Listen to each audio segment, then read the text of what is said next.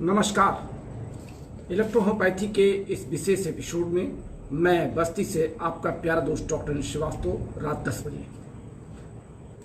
हमारे इस live class कार्यक्रम में आप सब सुनने वाले इलेक्ट्रोहोम्योपैथिक प्रेमियों का, इलेक्ट्रोहोम्योपैथिक चाहने वालों का और इलेक्ट्रोहोम्योपैथिक जानने वालों का स्वागत है, अभिनंदन है। बहनों और भाइयों, जैसा कि आप जान रहे हैं कि लगातार 17 अप्रैल 2020 से ये क्लास आप सबके लिए एक समर्पित भावना से समर्पित है। हालांकि शुरुआती दौर में इस क्लास में बड़ी आलोचनाएं हुई। हमारे कई सीनियर साथियों को हमारा क्लास नागवार गुजरा। अनेक बाधाओं को पार करते करते बीच में कभी कभी ऐसी ही बातें आईं कि मुझे क्लास रोक देना पड़ा। लेकिन पूरे देश से, या यूं कहें कि विदेशों से भी, अगर आप हमारे इस पेज को सर्च करेंगे तो आपको विभिन्न अन्य देशों के श्रोता, इलेक्ट्रोहोम्योपैथी को जानने और समझने वाले लोग भी हमारे साथ जुड़े हुए हैं। हमें ये बात कहने में गर्व है कि मैं एक ऐसा भारतीय इलेक्ट्रोहोम्योपैथ हूँ जिसे भारत ही नहीं बल्कि अन्य देशों के साथियों ने भी अपना पसंदीदा चेहरा बनाया है। हालांकि इस दौरान कई विसंगतियों से मैं गुजरा और लगातार इस क्लास के हर बाधाओं को पार करते हुए मैं आपके बीच लगातार बना हुआ हूं। इस दौरान मैंने अपना YouTube चैनल भी जारी किया, जिस पर आप सबकी बहुत अधिक रोचकता, आपके चाहने वालों की कतार दिखाई पड़ रही है और आप सब उसको फॉलो कर रहे हैं। और अगर अभी भी आपने हमारे डॉक्टर अनिल श्रीवास्तव के YouTube चैनल को सब्सक्राइब न किया हो तो आप अपने YouTube चैनल पे सर्च करें DR अनिल श्रीवास्तव, और हमारे सारे वीडियो आपको जो लगातार अभी मेडिसिन पर चल रहे हैं, आप उसको सर्च करके सब्सक्राइब करें, लाइक करें और बेल दबा दें। हमारे इस पेज पर, और पेज पर आपके आने से हमारी एक लंबी कतार बनती जा रही है, चूंकि फेसबुक आईडी पर हमारी 5000 की बाध्यता थी और 5000 के हमारे दर्शक या श्रोता पूरे होने पे हमको दूसरी आईडी का सहारा लेना पड़ता था। लेकिन जब से मैंने ये फेसबुक आईडी पर आपसे मिलना आरंभ किया, तब से आप सबका रुझान मेरी ओर अधिक बढ़ा है। सुबह के क्लास में आप सब ने अपनी समस्या हमारे सामने रखी थी, फ़ोन कॉल्स पर, व्हाट्सएप पर, फेसबुक पर। तो मैंने पुनः इस बात को डिसाइड किया कि नहीं, इस क्लास को रात में ही चलाया जाए। ये तो रही हमारी आपकी आपसी बातचीत। हमारे बहुत से साथी जो लगातार अपने फेसबुक आईडी को और हमारे पेज को खोल करके झांक लेते हैं कि मैं लाइव आया कि नहीं, और फिर जब मैं नहीं आता तो निराश हो जाते हैं, फिर उनके फ़ोन कॉल्स आने लगते हैं। लेकिन आज मैं देख रहा हूं कि आप सब की तस्वीरें, आप सब लाइन से चले आ रहे हैं। बाहुबली खान जी इस समय सामने हैं, रॉबिन प्रताप सिंह जी सामने हैं। आप सब हमको नमस्ते कर रहे हैं, प्रणाम कर रहे हैं। मिस्टर हीरामन बच्चा शंकर जी भी आ चुके हैं। आप सब के नाम भी आ रहे हैं। तो मैं समझता हूं कि जो एक सच्चे सिपाही की भूमिका होती है अपने कर्तव्यों के प्रति, या एक सैनिक की जो कर्तव्यपरायणता होती है अपने देश के प्रति, या देश के प्रधानमंत्री या राष्ट्रपति की अपनी संवैधानिक बाध्यता होती है अपने देश के प्रति, देश के नागरिकों के प्रति, ठीक वैसी ही बाध्यता इलेक्ट्रोहोम्योपैथी के क्षेत्र में कदम रखते ही मेरे साथ जुड़ गई थी। और पिछले 37 वर्षों से मैं अपने इस बाध्यता के चलते, अपने इस कर्तव्य निर्वहन के चलते आपके बीच बना हूं। देश में अनेकों इलेक्ट्रोहोम्योपैथ हैं। देश में अनेकों इलेक्ट्रोहोम्योपैथ अपने अपने तरीके से अपनी अपनी सफलता के झंडे गाड़ रहे हैं। हमारा किसी से मतभेद हो सकता है लेकिन मनभेद नहीं होता, ये बात मैं भी कहता हूं और अब हमारे अनेक साथी चाहने वाले भी इस बात को अपने इंटरव्यू में या अपने चैनल के माध्यम से या अपनी वार्ता के माध्यम से स्वीकार करने लगे हैं। और सच भी यही है कि इलेक्ट्रोहोम्योपैथी में मतभेद हो सकता है, लेकिन मनभेद नहीं करना चाहिए।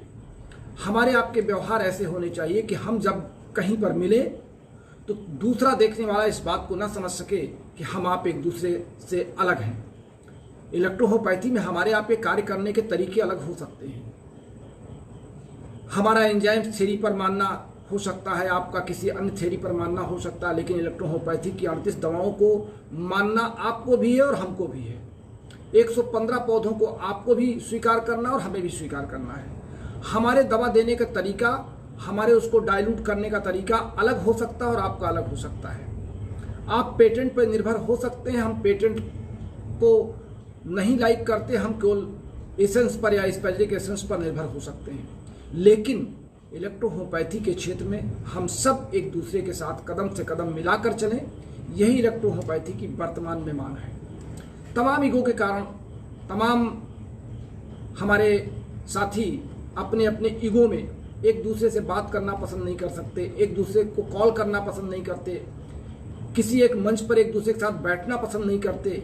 ये बड़ा दुर्भाग्य है इलेक्ट्रोहोम्योपैथी के क्षेत्र में। अन्य चिकित्सा पद्धतियों में देखिए, सभी एक दूसरे की क्लिनिक पर, एक दूसरे के नर्सिंग होम पर, एक दूसरे के हॉस्पिटल पर जाते हैं, एक साथ बैठ के चाय पीते हैं, एक साथ मिल करके हंसी मजाक करते हैं और एक दूसरे का हाल चाल पूछते हैं। लेकिन हमारे चिकित्सा पद्धति में यहाँ पर कुछ तो चुराने वाले लोग हैं जो इलेक्ट्रोहोम्योपैथी के तमाम चीज़ों को चुरा के अपने दिलों में, अपने तालों में बंद रखें कि कोई जान न जाए, उनके अलावा कोई पता ना पा जाए। और कुछ ऐसे हैं जो विषम परिस्थितियों में न जान पाए हैं, न चुरा पाए हैं, न समझ पाए हैं, वो बेचारे इधर उधर ताकते रह गए। और जब मैंने उनको संभालने का एक बीड़ा उठाया तो मेरे पीछे एक लंबी कतार खड़ी हो गई, अनिल चुप हो जाओ, अनिल चुप हो जाओ, अनिल चुप हो जाओ। और चुप चुप करते मुझे लोगों ने इतना बोलना सिखा दिया कि मैं बोलता ही गया, बोलता ही गया, बोलता ही गया और बोलता ही हूँ। आज आपको लग रहा होगा कि मैंने अभी कोई टॉपिक नहीं उठाया। दरअसल आज का मेरा टॉपिक ही आपको प्रसन्न करने का टॉपिक है। प्रसन्न करने का तात्पर्य, जब मन से आप प्रसन्न हो, आपकी तंत्रिकाएं बिल्कुल चैतन्य मुद्रा में हो, आप अपने आप को फ्रेशनेस महसूस करें, तो वो समय होता है होम्योस्टैटिसिस में रहने का। लेकिन जब आप होम्योस्टैटिसिस में अपने आप को मेंटेन न कर पा रहे हो, आप सामान्य खा रहे हैं, पी रहे हैं, चल रहे हैं, अपना फिजिकल वर्क कर रहे हैं, फिर भी आप अपने आप को मेंटली डिस्टर्ब पा रहे हैं। और मेंटली डिस्टर्ब दो कारणों से हो सकता है, एक हाइपोटेंशन और एक हाइपरटेंशन। जी हाँ, आपने सही पहचाना। आज हम टेंशन की बात कर लेते हैं। हालांकि मैंने इस पर पहले क्लास लिया था, लेकिन कई साथियों की मांग थी कि लो ब्लड प्रेशर पर आप चर्चा कर लें। हाई ब्लड प्रेशर पर आमतौर से ज़्यादा प्रचलित लोग हाई ब्लड प्रेशर के बारे में बहुत चर्चा कर लेते हैं, लेकिन लो ब्लड प्रेशर के बारे में चर्चा करना भूल जाते हैं। इससे पहले कि मैं आपको लो ब्लड प्रेशर बताऊं, मिस्टर अमित कुमार कर रहे हैं, सर आप ने फ्री क्लास दी है, मैंने 1500 रुपये क्लास पर वो नहीं मिला। इनका लिखना है, मैं इनकी बात को समझ रहा हूँ, इन्होंने लिखा कि सर मैंने 1500 रुपये दे करके लोगों का क्लास ज्वाइन किया और मुझे वो नहीं मिला जो आपके फ्री क्लास में मिल रहा है। देखिए अमित कुमार जी, मेरा उद्देश्य इस क्लास को लेकर के किसी से पैसा कमाना नहीं है। पुस्तक का मूल्य मैंने इसलिए लगाया कि पुस्तक में पेपर लगे हैं, मेरा समय लगा है, प्रिंट कराया गया है, पैकिंग में खर्चा आता है, पोस्ट ऑफिस से भेजने में खर्चा आता है और कुछ मैंने अपना मेहनताना रखा है। लेकिन ये क्लास जब मैंने शुरू किया था तो मेरा ऐसा कोई उद्देश्य नहीं था कि मैं आपके साथ लगातार इतने दिनों तक चल जाऊंगा। मुझे याद आता है, आप लोग तो नए ज़माने के हैं, मैं उस ज़माने में हमारे एक पसंदीदा कमेंटेटर हुआ करते थे जसदेव सिंह, और हमारे पसंदीदा अनाउंसर हुआ करते थे अमीन साइनी। और आज भी लोग नकल करते हैं अमीन साइनी के स्टाइल में बोलने की, लोग नकल करते हैं जसदेव सिंह की स्टाइल में कमेंट्री करने की, लेकिन लोग जसदेव सिंह या अमीन साइनी बन नहीं पाए। आकाशवाणी में बहुत से अनाउंसर आए, बहुत से उद्घोषक हुए, आकाशवाणी में बहुत से कमेंट्री करने वाले हुए, लेकिन जसदेव सिंह जैसी कमेंट्री उनकी, यद्यपि वो पंजाबी थे और पंजाबी और उर्दू को मिक्स वो बोलते थे, लेकिन जो उन्होंने हिंदी पर अपना कमांड किया और हिंदी की लचकदार भाषा में जो श्रोताओं को अपनी ओर आकर्षित करने की शैली उन्होंने पूरे देश को दी, वो आज भी कोई नहीं दे पाया। वही स्थिति अमीन साइनी की थी कि अनाउंसमेंट में अमीन साइनी का कोई जवाब नहीं था। आपको याद होगा जब बिना का गीतमाला या शिवा का गीतमाला होती थी, हमारे पुराने साथी तमाम लाइन पर हैं, तो उस समय पान की दुकान पर, जैसे इस समय महाभारत और रामायण पर एक बार भीड़ लगती थी, वैसे ही जब बिना का गीतमाला शुरू होती थी और अमीन साइनी की आवाज़ रेडियो पर गूंजती थी, तो लोग अपने काम छोड़ के दुकानों पर खड़े हो जाते थे कान लगा के कि अमीन साइनी अब क्या बोलने वाले हैं। उसी तरीके से जब किसी खेल की कमेंट्री शुरू होती थी, तो जब कई कमेंटेटर अल्टरनेट बोलते थे, कई कमेंटेटर की अल्टरनेट आवाज़ आती थी, तो लोग दूसरे कमेंटेटर की आवाज़ को सुनने के लिए रेडियो बंद करते थे, और जब जसदेव सिंह का समय आता था लोग कमेंट्री को खोल देते थे। मैं भी जसदेव सिंह का और अमीन साइनी का एक चहेता रहा, और मैंने इन दोनों से उर्दू हिंदी को मिक्स करके अपनी बात को अपने श्रोताओं के सामने रखने की एक कला सीखी, और यही कला आज मैं लेकर के आपके बीच हूँ। यानी मैं अपने इस बोलने की कला में अमीन साइनी और जसदेव सिंह को अपना गुरु मानता हूँ।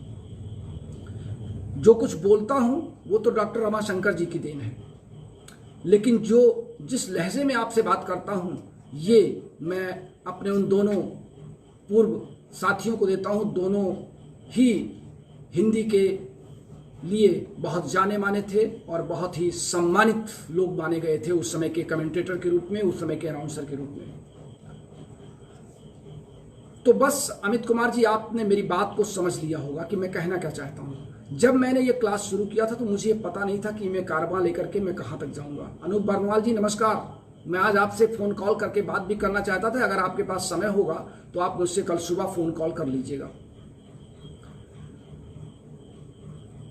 ये कारवां जब चला तो आप जुड़े, मेरा उत्साह बढ़ा, और मैंने कहीं भी ये कल्पना नहीं की थी कि कभी भी मैं इस क्लास में एक नए पैसे का कोई चार्ज लगाऊंगा। और आगे भी आप मुझसे यही उम्मीद रखें कि मेरा ये क्लास फ्री ऑफ कास्ट, अपने नेट को खर्च करके, अपने टाइम को लगा करके, अपने सारे संसाधनों को जुटा करके आपके लिए दे रहा हूँ। अब आइए हम फिर बात कर लेते हैं कि जब हम ब्लड प्रेशर की बात करते हैं तो पहले, अब अगर मैं आपकी टिप्पणियां पढ़ूंगा तो समय लग जाएगा। हीरामन जी कुछ लिख रहे हैं, अभी मैं टिप्पणियों को पढ़ के आपको बाद में जवाब दूंगा। ब्लड प्रेशर यानी ब्लड द्वारा आर्टरीज द्वारा ब्लड पर लगाया गया वो दाब जो ब्लड को बहने के लिए पर्याप्त हो।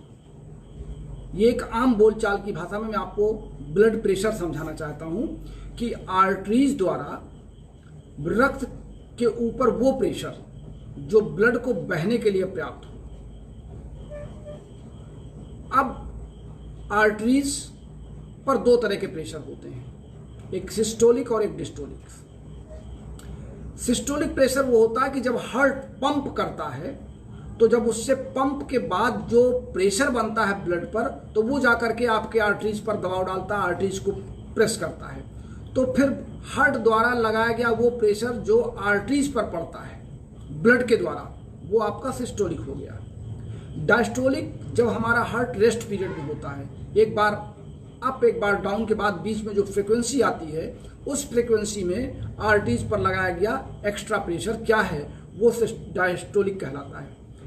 तो आमतौर से एक स्वस्थ व्यक्ति का जो ब्लड प्रेशर है, जब वो 100 से कम सिस्टोलिक में और 60 से कम डायस्टोलिक में होने लगे तो उसे हम लो ब्लड प्रेशर कहते हैं। मैं जिस तरह आपको अपनी बोलचाल की भाषा में समझाता हूँ, आज प्रसंगवश मुझे कई बातें याद आ रही हैं। अभी आज दिन में हमारी एक इंटरव्यू के टीवी रिपोर्टर से बातचीत हो रही थी, तो उन्होंने कहा कि सर मैंने कई लोगों का इंटरव्यू लिया और कई डॉक्टर्स मेरे कंसल्ट में हैं, लेकिन जिस तरह से आप एक्सप्लेनेशन करते हैं, जिस तरह से आप मेडिकल लैंग्वेज में टर्म को समझाते हैं, उस तरह की बातें समझाने में लोग अपने आप को कतराते हैं। और जितनी दवाएं आप खोल करके बताते हैं, उनके जो डोज बताते हैं, उस तरह लोग बताने के अगर मैं उनसे कहता हूं कि इसकी दवा बताइए तो वो उसको बात को कन्नी काट जाते हैं। और इलेक्ट्रोहोम्योपैथी में आप जो काम कर रहे हैं, इसीलिए हम लोग सारे पत्रकार आपके साथ लगे हुए हैं। मैंने उनको धन्यवाद दिया और मैंने भी उनसे भी यही कहा कि इलेक्ट्रोहोम्योपैथी में अब तक खुलेआम चोरी, बेईमानी और निजी व्यवसाय किया गया और हमारे देश के लाखों इलेक्ट्रोहोम्योपैथिक साथी इस शोषण से दबे रहे। उनके अंदर ये क्षमता नहीं थी कि इस शोषण का विरोध कर सके। उनके अंदर ये जागरूकता नहीं आ पा रही थी कि वो इलेक्ट्रोहोम्योपैथी के इन शोषकों से अपने शोषण को बचा सके। और इन शोषकों ने क्या किया?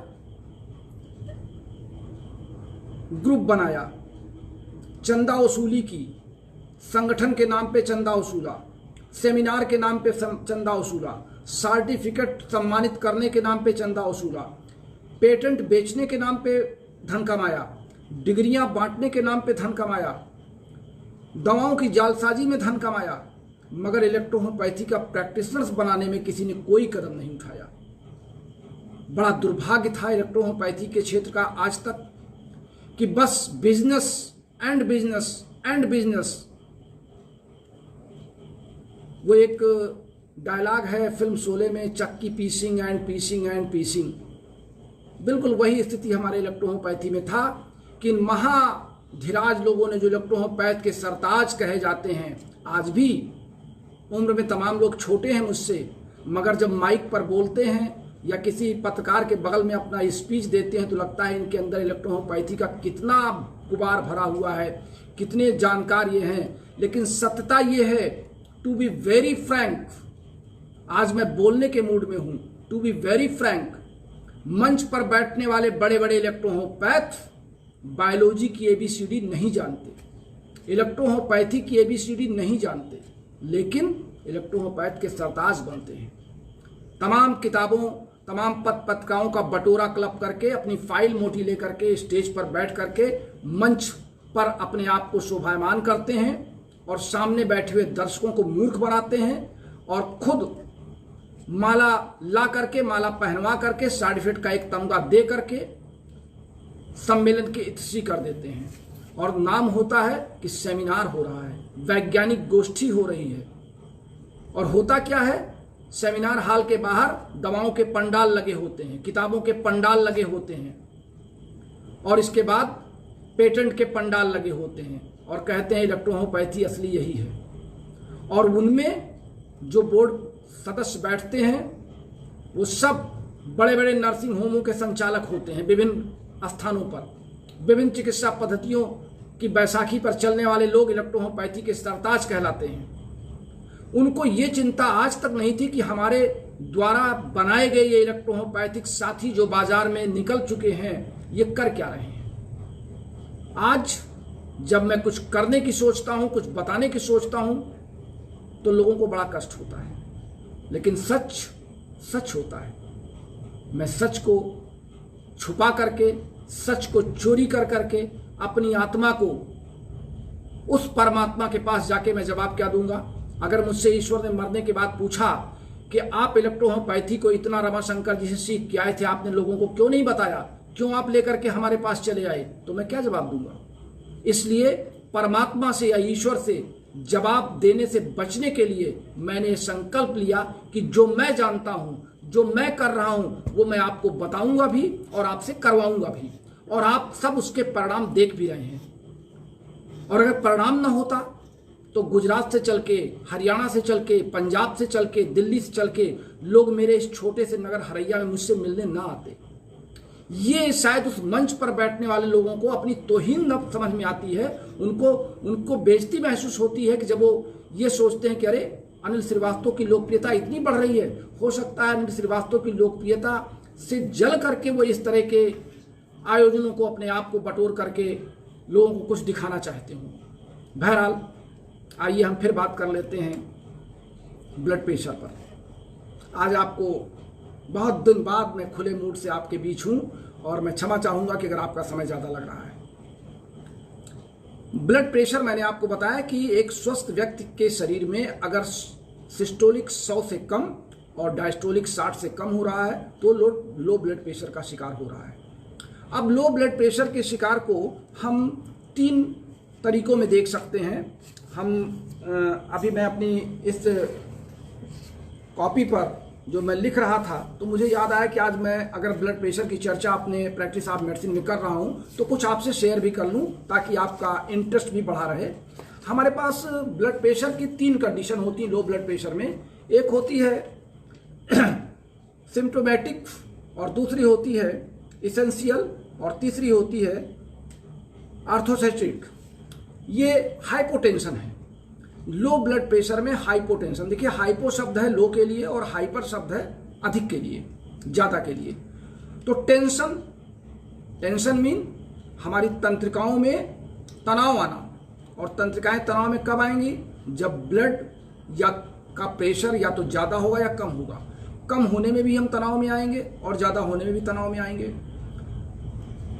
तो जब कभी कभी ऐसा होता है कि हम बिल्कुल स्वस्थ हैं, हमारे ऊपर लो ब्लड प्रेशर के कोई लक्षण दिखाई नहीं पड़ रहे हैं, फिर भी ब्लड प्रेशर हमारा नापने पर कम आता है। ये जो कंडीशन होती है ये एसेंशियल हाइपोटेंशन कहलाती है। और दूसरी होती है सिम्टोमेटिक। सिम्टोमेटिक में विभिन्न प्रकार के रोगों से आप पीड़ित हों, टीबी का रोगी हो या हाइपरटेंशन का, ये हार्ट प्रेशर का रोगी हो, हार्ट पर प्रेशर पड़ रहा हो, या उसको घरेलू परेशानियां हो, तमाम तरह के उसके पास समस्याएं हों, तो ऐसे लोगों में इस तरीके के ब्लड प्रेशर लो होते देखा गया है। और तीसरा है आस्थोथेटिक हाइपरटेंशन। ये आपका इसमें अक्सर होता है कि आदमी जब काम करते करते श्रम ज़्यादा करता है, थक करके अक्सर चक्कर आ गया, गिर गया, आंखों के सामने अंधेरा छा गया और फिर खड़ा हुआ तो उसको लगा, आमतौर से ये धूप के दिनों में होता है। तो कुल मिलाकर के लो ब्लड प्रेशर में हमारे सिस्टोलिक और डिस्टोलिक की जो एक्चुअल नाप है, जो रीडिंग है एचजी की।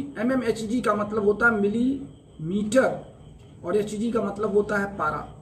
चूंकि प्रेशर को पारे से नापा जाता है, पारे के प्रेशर को दबा करके पारे के सिम्टम्स को लेकर के, तो इस तरह से इसको एचजी में ही नापा जाता है। एचजी इसका एक तरीके का मानक स्टैंडर्ड एक मापक है जिसको आप मान सकते हैं, मेजरमेंट है। अब हम ये कह सकते हैं कि लो ब्लड प्रेशर में जो कंडीशन आती है उसमें सुस्ती आना, नींद आना, थकावट लगना, काम के प्रति मन न लगना, कभी कभार इसमें पसीना होते भी देखा गया है। रोगी अकेलेपन में रहना पसंद करता है, सुस्ती उसको लगी रहती है, बिल्कुल लगा रहता है कि वो सुस्त है। तो ऐसी कंडीशन में हम ये देखते हैं कि रोगी लो ब्लड प्रेशर का शिकार है और वो समझ नहीं पा रहा है कि उसको क्या है। जब डॉक्टर के पास आता है और इस तरह की परेशानियों का जिक्र करता है तो एज ए फिजिशियन हम आप उसको लो ब्लड प्रेशर के कंडीशन में ट्रीट करते हैं। अब हम ट्रीट क्या करें? जैसे हमने आपसे कहा कि ब्लड प्रेशर है क्या? The force of your blood pushing, the force of your blood pushing against the wall of your arteries. आपके आर्टरीज के विरोध में ब्लड के ऊपर जो पुशिंग, जो प्रेशर लग रहा है, जो प्रेस किया जा रहा है, उसे हम ब्लड प्रेशर कहते हैं। और जब ये कम लगता है तो लो, जब ज्यादा लगता है तो हाई। अब हाई और लो का एक काम और समझ लें। लो ब्लड प्रेशर में हमारे ब्लड का कंसंट्रेशन बढ़ जाता है, यानी हमारा रक्त गाढ़ा हो जाता है। अब अगर रक्त गाढ़ा हो रहा है तो इससे सीधा सा संबंध हमारे यूरिन से है, अर्थात यूरिन हमको बार बार लग रही है, पेशाब ज्यादा हो रही है, मूत्र का ज्यादा निकलना बन रहा है। तो लो ब्लड प्रेशर में हमारा ब्लड गाढ़ा हो जाता है और ब्लड धीरे धीरे चलता है। तो जब धीरे चलता है तो आर्टरीज पर प्रेशर कम डालता है। और जब ब्लड प्रेशर हाई होता है, हम हाई के बारे में कल चर्चा करेंगे, सिर्फ आपको इतना बता दें कि हाई ब्लड प्रेशर में हमारा ब्लड का कंसंट्रेशन कम हो जाता है, ब्लड डाइल्यूट हो जाता है, कंसंट्रेट नहीं रह जाता। जबकि लो ब्लड प्रेशर में हमारा ब्लड कंसंट्रेट हो जाता है, सांद्र हो जाता है।